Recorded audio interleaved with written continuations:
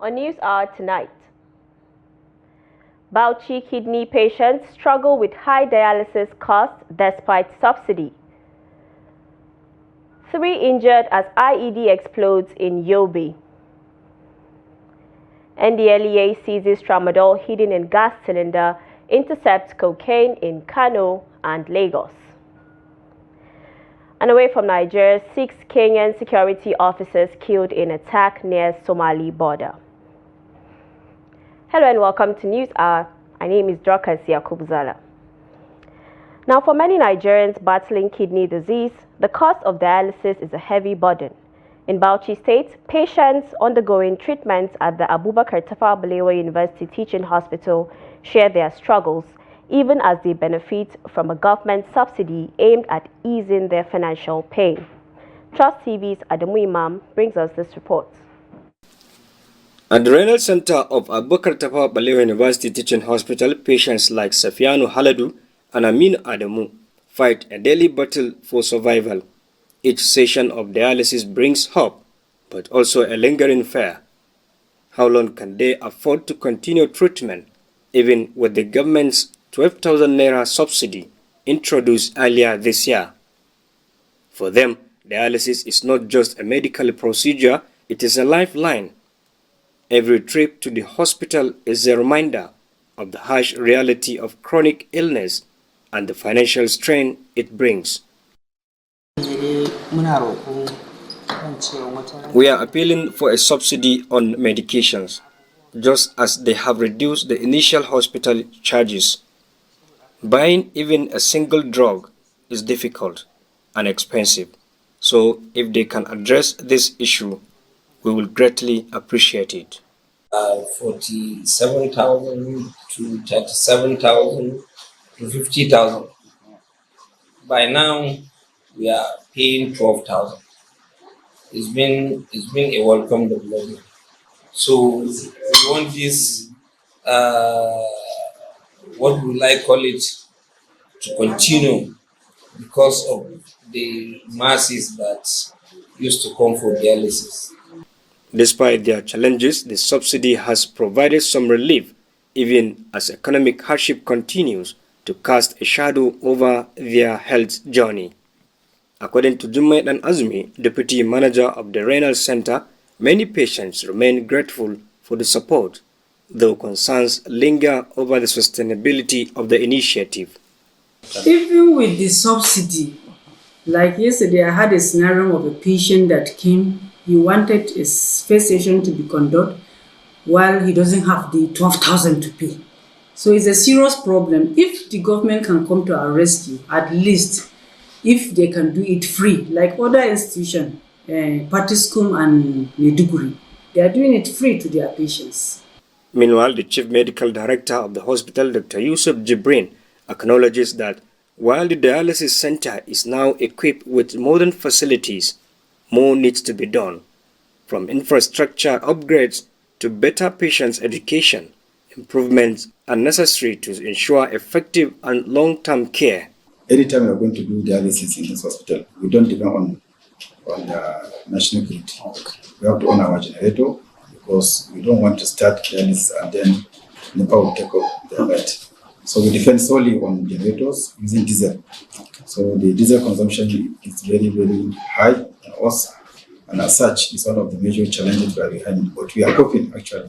Beyond the financial burden, misconceptions about dialysis remain a challenge. Dr. Jibrin emphasized the need for awareness and counseling, debunking fears that dialysis is a death sentence. For many, it is a second chance at life, if only they can afford to keep going. Adam Imam, Trust TV News, Bauchi. Now, at least 3 people were injured after an undetonated improvised explosive device IED exploded in Ungomari Community, Buniyadi, Gujba local government area of Yobe State. A 22-year-old man reportedly found live ammunition while fetching firewood and attempted to open it with a hammer, despite warnings. The explosion injured him and 2 others. Local authorities confirmed the victims were taken to Yobe State Specialist Hospital for treatment. Efforts to reach the police for comment were unsuccessful. The incident highlights the dangers of explosive remnants of war and the need for public awareness. Now joining us via phone is Daily Trust Regional Editor Hamisu Matazu to give us an update on the incident. Good evening, Hamisu, and thanks for joining us.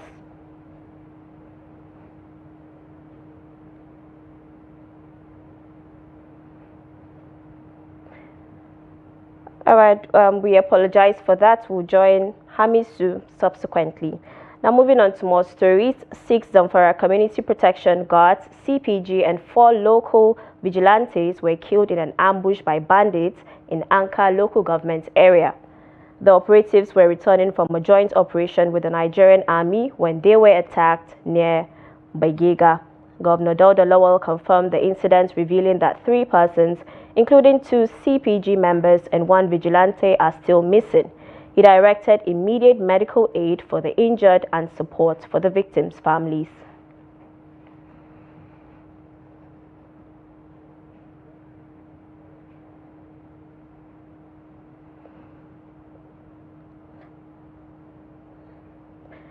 Yes.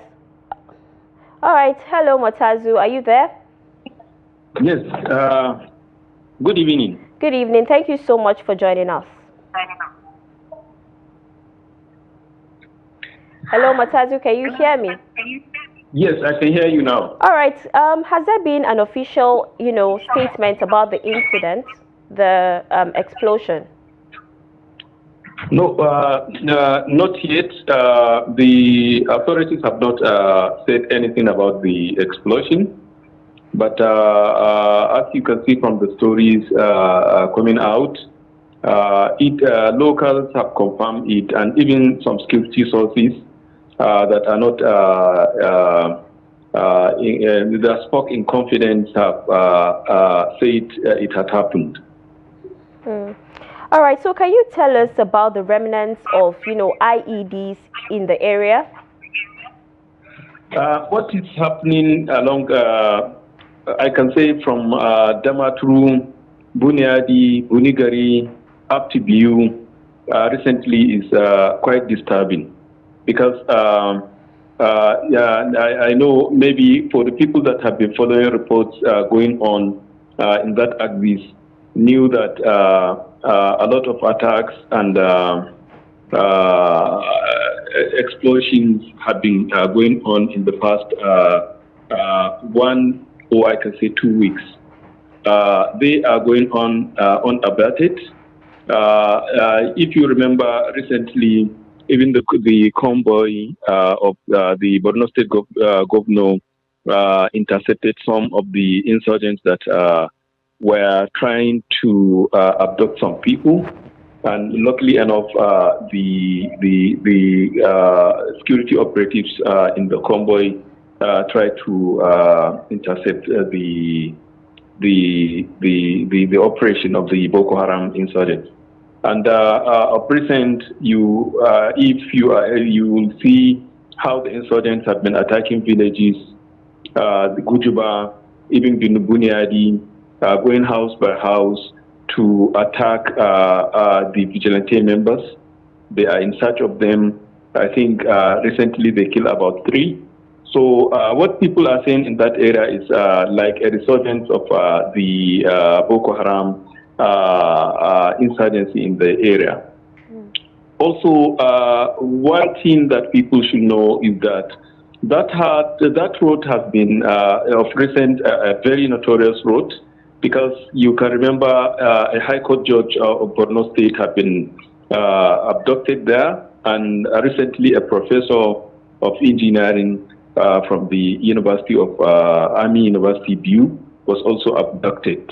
And the family, the professor, they are not yet reached out to the families or government or officials on the abduction. But certainly it was the Boko Haram insurgents that have abducted him. And the family of, the High Court judge were still held captive by the insurgents. So that area is known, and from Buniadi up to Damboa in Borno State is an area where it is known that the insurgents are lurking around there, and security operatives are finding it very difficult to access areas where they are, and it runs up into the Sambisa forest. So that area, there are a lot of security issues around the area, which people should know. So it's not a new thing when an explosive found in that area, and I think ignorant of the person took it to a blacksmith where they tried to, I think, to open it, and it went off and injured about 3 people. All right, so has there been any attempts by the authorities to clear up any area deemed a high risk because of existing IEDs? Well, you know, the Bunyadi itself was once under the control of Boko Haram insurgents for at least 1 year. And I think the military did their best and dislodged them from the area. That was why the task force brigade was sighted, 27th task force brigade was sighted there. And it is expected that the authorities, when the brigade was established there, it is expected of the military authorities to embark on the clearing the area from the mines that were planted by the Boko Haram insurgents while they are there, and maybe even the bombs and IEDs used by even the military to dislodge them, because some are still active, and it's expected of them to make sure that they clear the environment even before the people, the civil authority was established and the people return. Thank you so much, Matazu, for joining us and giving us that update. Thank you so much. Now moving on to more stories, a joint security task force has rescued a kidnapped naval officer, Cynthia Akko, and 2 others from a Fulani settlement in Nasarawa State. The operation, carried out by the military, the FCT Police Anti-Kidnapping Unit, the DSS, local hunters and vigilantes, took place between 2 a.m. and 5:30 a.m. on Sunday. Akko and the 2 civilians were abducted by gunmen on Friday at 7:34 p.m. near Mamman Vatsa Estate Gate, Pape Road, Abuja.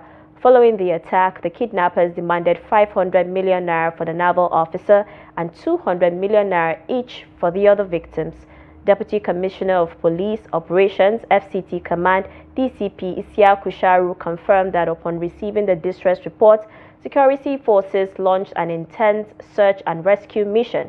The operation covered Pape, Gidambawa, Ungwan Moazu, and Yelwa Hills, spanning areas in the FCT and Nasarawa State. 4 suspects were arrested and 3.2 million naira suspected to be ransom money from previous kidnappings was recovered. The victims are currently receiving medical care at the Nigerian Army Clinic in Abuja. DCP Sharu assured residents that security in Pape and surrounding areas have been reinforced to prevent future incidents. He urged the public to remain vigilant and report suspicious activities. Now, troops of 6th Brigade Nigerian Army Sector 3 Operation Wellstroke, in collaboration with Sector 2 Operation Safe Haven, have intensified operations under Operation Lafi and Jama'a, dealing a major blow to bandits and gun runners in Taraba and Plateau states. According to Acting Assistant Director, Army Public Relations, Captain Olubudunde Oni, troops launched an offensive on March 22nd in Achale, a border community between Karim Lamido, Taraba, and Wase Plateau, dislodging bandits, recovering 2 motorcycles, and destroying a 70 hut bandits camp. An international passport belonging to a suspected criminal, Muhammad Ahiru, was also recovered. In a related operation on March 16th, troops raided the hideout of notorious gun runners Iremia Aboki and Tanko Adamu, aka Arewa Mafia, in Mararaba, Donga, Taraba State. Though the suspect escaped, security forces recovered 4 pistols, a pump-action rifle and 6 cartridges. On March 20th, troops arrested Alhaji Mansur Muhammad, a suspected arms dealer with 1.2 million naira meant for illegal arms procurement, linking the funds to sponsors in Bauchi State. The same day, they apprehended Adamu Yakubu, aka No Money, No Guy, a wanted bandit leader responsible for kidnappings and violent crimes in Benue and southern Taraba.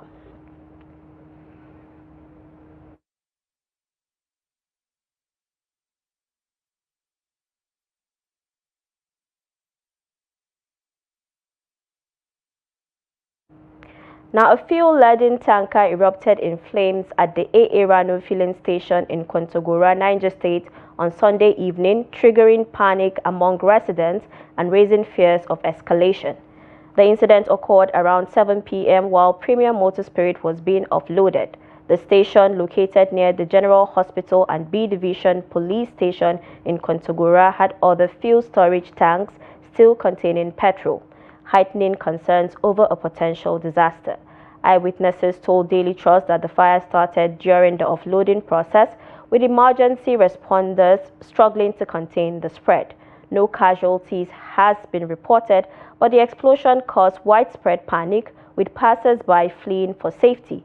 However, some residents were seen gathering dangerously close to the scene despite the clear risks, a pattern observed in past tanker explosions in the state.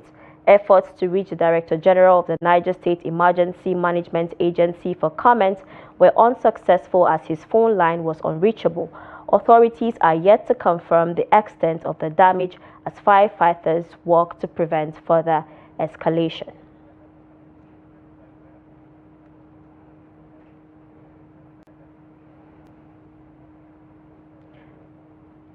Now joining us is Abubakar Akote to give us an update about the fire incident. Good evening, Abubakar, and thanks for joining us.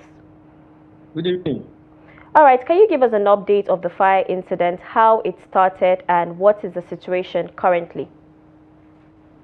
The fire incident started as a result of explosion of a tanker trying to offloading petrol at a filling station in Kontagora.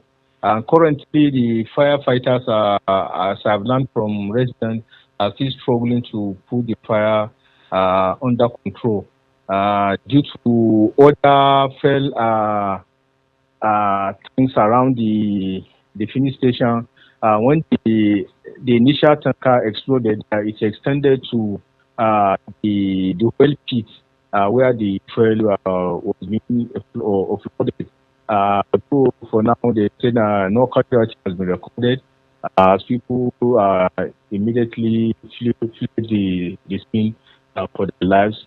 But the fire is still raging. About 500 firefighters are trying to see that it doesn't escalate to other buildings around the filling station. Much Abubakar for joining us and giving us that update.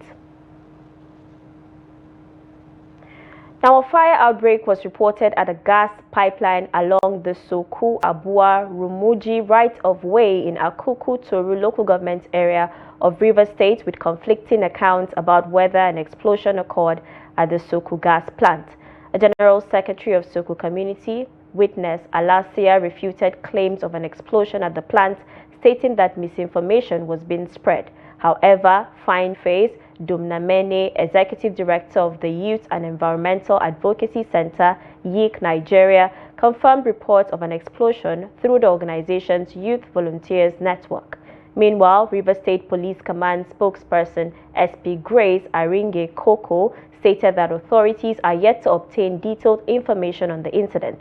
The situation has raised concerns about the safety of oil infrastructure in the region, prompting calls for enhanced security measures. Now, the suspended Rivers State Governor, Siminalayi Fubara, made his first public appearance in 5 days on Sunday at a Thanksgiving service at Salvation Ministries, Port Harcourt. His presence follows growing speculation about his safety after President Tinubu declared a state of emergency in Rivers State. Accompanied by top politicians and allies, Fubara joined prayers led by Pastor David Ebiyemi, thanking God for guidance amid the state's political turmoil. His reappearance dispels rumors that he had relocated to Bayelsa under Governor Doye Diri's protection. Now, hundreds of Kogi Central constituents took to the streets in support of Senator Natasha Akpoti-Uduaghan, who was suspended from the Senate on March 6th after a dispute with Senate President Godswill Akpabio. The protest follows attempts to recall her, with demonstrators chanting and carrying banners declaring their solidarity. Meanwhile, a federal high court in Lokoja initially barred INEC from acting on the recall petitions, but later lifted the injunction, affirming the constituents' right to recall any lawmaker.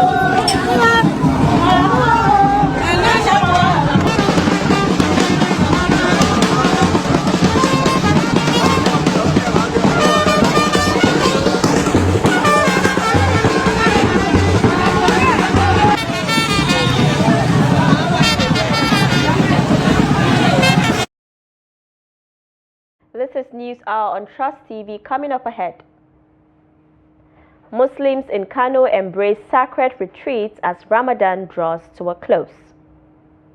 This and many more when we return. Do stay with us. Welcome back. In case you're just joining us, this is News Hour on Trust TV. Let's take a look at our top stories again. Bauchi kidney patients struggle with high dialysis costs despite subsidy. 3 injured as IED explodes in Yobe. Now, moving on to more stories, parents and teachers in Bauchi State have expressed concern over the passage of a bill by the State House of Assembly to provide free sanitary pad banks in school and correctional centers across the state. They made their feelings known while talking to Trust TV's Adamu Imam on part of the bill that addresses issues of wash facilities. The report. Sexual and reproductive health is one of the critical areas of concern for every woman from adolescence to adulthood, with many individuals and interest groups calling for government action. Some of them share their experiences while urging authorities to do the needful if eventually the bill becomes law. And a lot of girls don't go to school when they're in menstruation.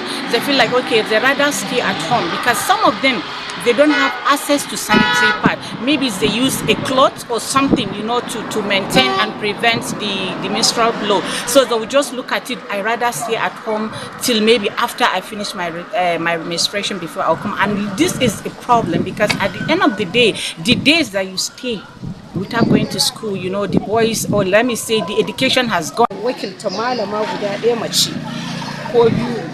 They should assign women the responsibility of reaching the targeted adolescent girls because some of them are very shy and this will make it difficult to ask men during their monthly period.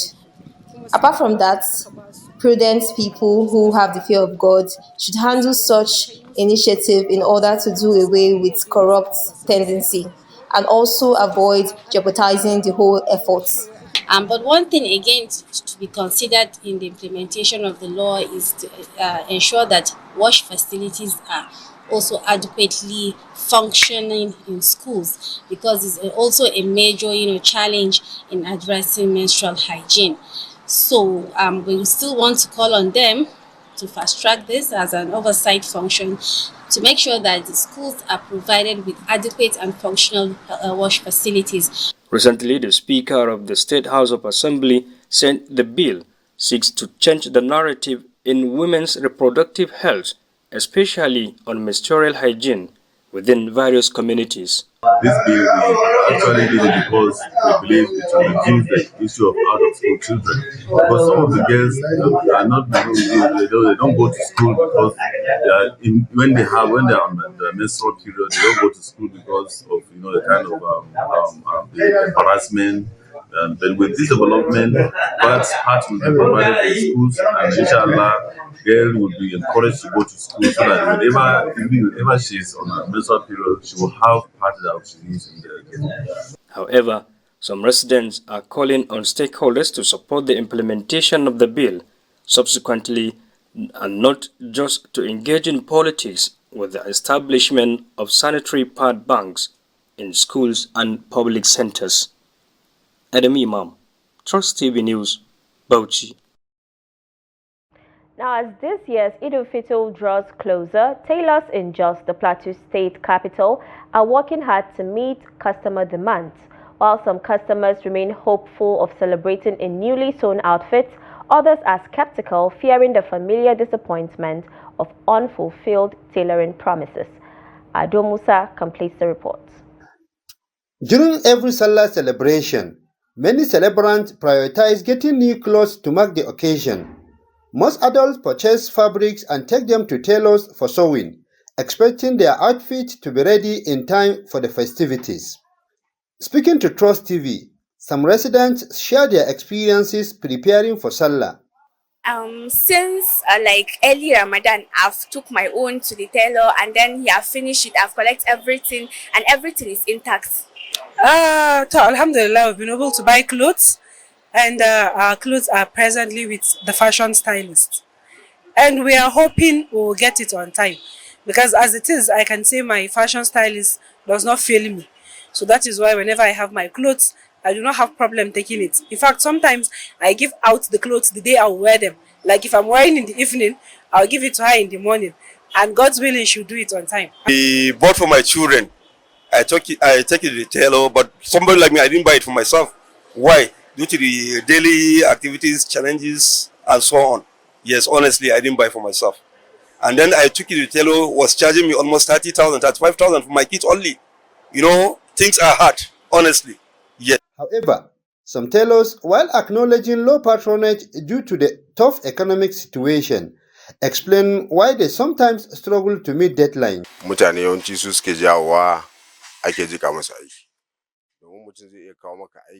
In my case, whenever I give a pick-up date, I ensure customers get their clothes. However, many customers bring fabrics without making any advance payment or pay too little for materials. This makes it difficult to start the work, leading to delay.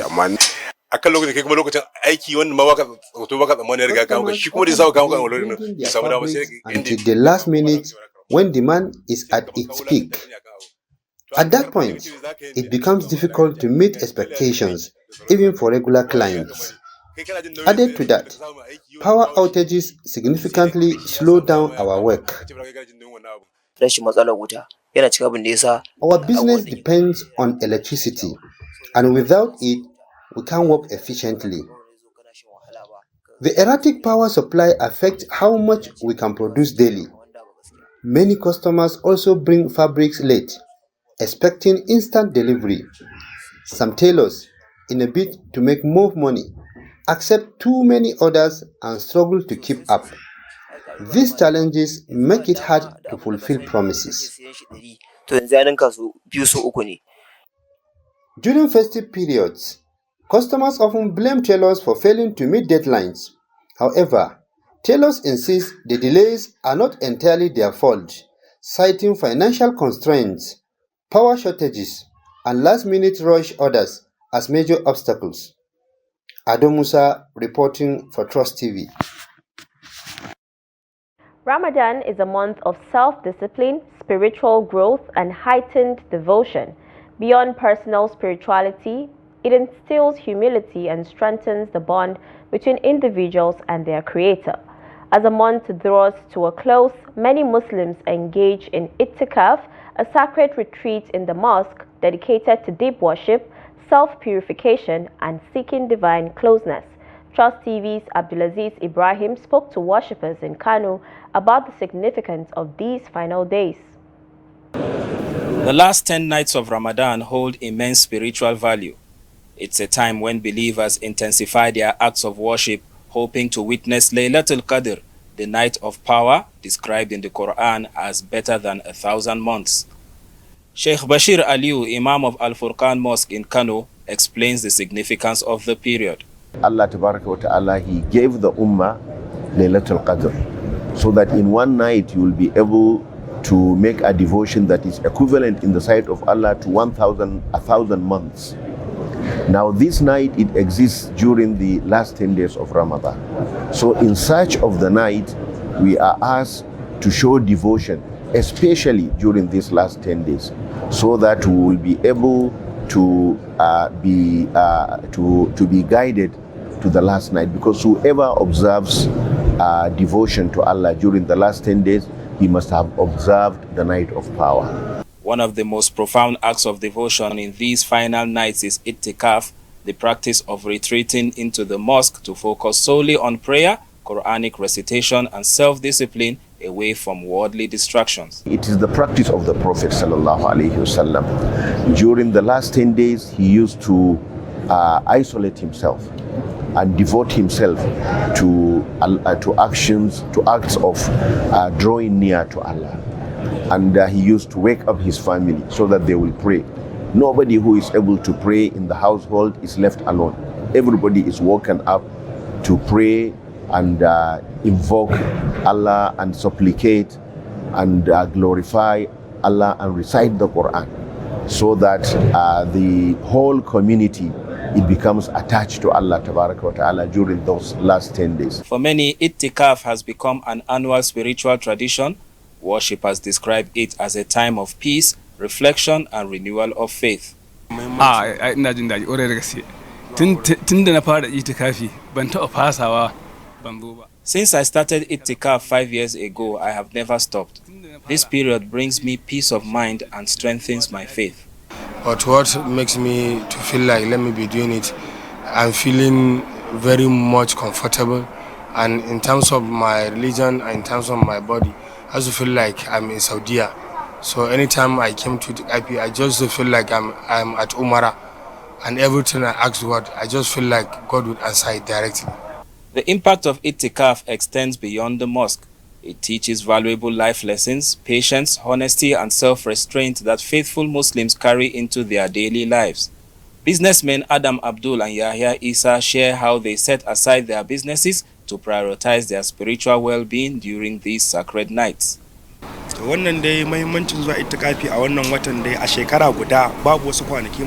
other time in the year compares to these last 10 nights. That is why we leave everything behind to increase in worship and devotion. God will have already give you 11 months. So how will you can't sacrifice that 1 month for your daily activities? And even it is only 10 days. So 11 months and 20 days, it will be okay for me to do all what I'm going to do.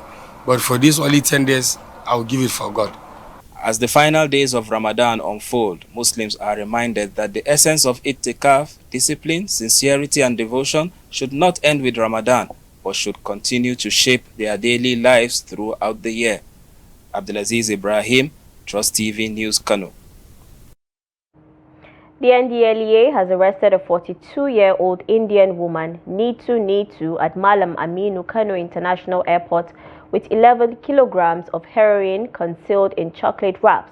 She was intercepted during the inward clearance of a Qatar Airways flight from Bangkok via Vietnam and Doha on March 14, 2025. The agency says drug cartels are increasingly using foreign nationals to traffic illicit substances through Nigeria, but NDLEA operatives continue to frustrate these attempts with advanced intelligence. In another operation in Kano on March 20th, Officers arrested Michael Ogundele, 45, along Zaria Kano Road with a 50-liter gas cylinder stuffed with 50,000 tramadol pills. Further raids led to the arrest of multiple suspects and the seizure of large quantities of skunk, cocaine, heroin, and codeine syrup in Kano and Lagos. NDLEA Chairman Brigadier General Muhammad Buba Marwa, retired, commended the operatives and urged them to sustain the crackdown. And the National Agency for the Prohibition of Trafficking in Persons, NAPTIP, has rescued 7 young women from a human trafficking syndicate operating out of a hotel near Abuja's Nnamdi Azikiwe International Airport. The victims were allegedly being prepared for trafficking to Baghdad, Iraq, for exploitation. NAPTIP's Chief Press Officer Vincent Adekoye confirmed in a statement on Sunday. A tip-off led to the raid, resulting in the arrest of the hotel manager suspected of harboring the victims. The hotel had been under surveillance following reports of suspicious activities involving young girls and unidentified men. NAPTIP's Director General Binta Bello condemned the role of service providers in trafficking networks and warned of severe legal consequences for those involved. The agency has intensified efforts to dismantle the trafficking ring and is tracking other members believed to be operating between Nigeria and the Middle East. Now, a violent clash between Bagi and Hausa communities in Chimbi Koro, Paikoro local government area of Niger State has led several shops burnt. The conflict erupted on Sunday morning over a disputed market where Bagi women sell firewood. While no lives were lost, properties worth millions were destroyed. Police spokesperson SP Wasiu Abiodun confirmed the incident, stating that security operatives had been deployed to restore calm. Now, the Northern State Governors Forum, NSGF, has extended condolences to Governor Diko Umar Radda of Katsina State over the passing of his mother, Hajia Safara Umaru Bari, who died at 93. Chairman of the Forum and Gombe State Governor, Muhammad Inuwa Yahaya, described the late Hajia Safara'u as a devoted mother and pillar of her family whose life was marked by faith and service to humanity. In a statement by his spokesman, Ismail Uba Misili, Yahaya noted that her wisdom and guidance would be deeply missed. He urged Governor Radda and his family to uphold her legacy of integrity and good character. He also conveyed the condolences of the government and people of Gombe State and prayed for Allah's mercy upon the deceased. You're still watching News Hour on Trust TV. We'll take a quick break. We're back in no time. Do stay with us. Many thanks for staying with us. You're still watching News Hour on Trust TV. And now in business, Nigeria will commence repayment of a $500 million concessional loan from the International Development Association, IDA, between 2029 and 2054. The loan, secured under the Nigeria Primary Healthcare Provision Strengthening Program, HOPE PHC, aims to enhance primary healthcare services, including maternal and emergency care, as well as pandemic preparedness. Managed by the Federal Ministry of Health and Social Welfare in collaboration with state governments and key agencies, the funds will be disbursed based on performance targets such as expanding healthcare access and strengthening digital health infrastructure. Repayment terms include an annual interest rate of 1.65% from 2029 to 2049, rising to 3.40% from 2049 to 2054. Additional charges include a 0.5% commitment fee on unwithdrawn funds and a 0.75% service fee on withdrawn balances. Currency fluctuations may further impact the total repayment cost. While the loan is concessional, concerns persist over Nigeria's rising debt burden and the potential impact of naira depreciation on long-term repayment obligations. The program is expected to conclude by June 30, 2029, unless extended. And away from Nigeria, suspected Al-Shabaab fighters attacked a police camp in Kenya's Garissa County near the Somali border, killing 6 officers and injuring 4. The dawn assault, which overran the camp, comes amid rising cross-border attacks by the group. The US and UK embassies have condemned the violence, reaffirming support for counter-terrorism efforts in the region. Kenyan security forces have since launched a manhunt for the attackers, intensifying surveillance along the border to prevent further incursions. Authorities have urged residents to remain vigilant as efforts to curb Al-Shabaab's activities continue. And the government of Burkina Faso has condemned the circulation of misleading videos allegedly depicting ethnic massacres in the country. The footage shows civilians being escorted by armed men, with some threatened and others appearing lifeless. Authorities dismissed the videos as part of a political media campaign aimed at inciting ethnic tensions and damaging the nation's image. Government officials reaffirmed their commitments to peace and national unity, while prosecutor Blaise Bazier announced an investigation into hate speech inciting violence against specific ethnic groups, urging the public to report such activities. Israeli forces launched deadly attacks across Gaza, killing at least 23 people, including senior Hamas official Salah al-Badawil and his wife. Meanwhile, the U.S. carried out airstrikes in Yemen, targeting an airport, a port in Hodeidah, and sites in Marib and Saada. These strikes followed Israelis' interception of a missile fired from Yemen. In Lebanon, Israeli forces killed at least 7 people after a rocket attack, threatening the fragile ceasefire with Hezbollah. The Gaza Health Ministry reports at least 49,747 Palestinian deaths, with thousands more feared buried under rubble. Over 1,100 people were killed in Israel during Hamas's October 7, 2023 attacks. And in sports, former Nigerian goalkeeper Dosu Joseph believes Zimbabwe will struggle to cope with the Super Eagles in Tuesday's 2026 World Cup qualifier in Uyo. Buoyed by their 2-0 win over Rwanda in Kigali, Dosu says the team's fighting spirit is high, and with Osimhen back in form, Zimbabwe will find it tough.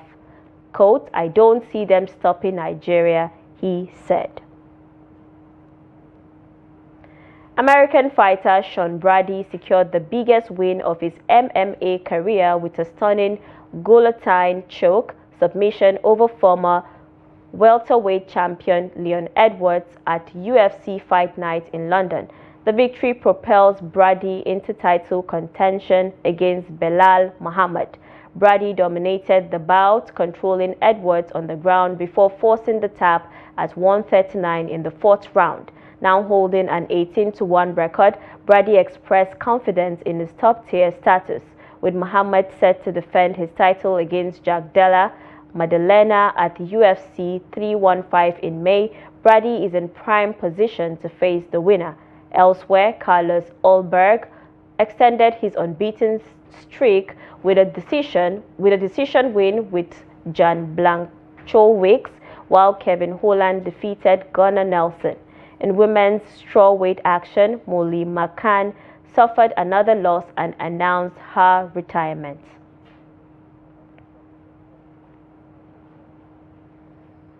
And with that, we wrap up News Hour on Trust TV. Do not forget to follow us across all our social media platforms for more programs, news, and documentaries. My name is Dr. Yakubzala. Good night.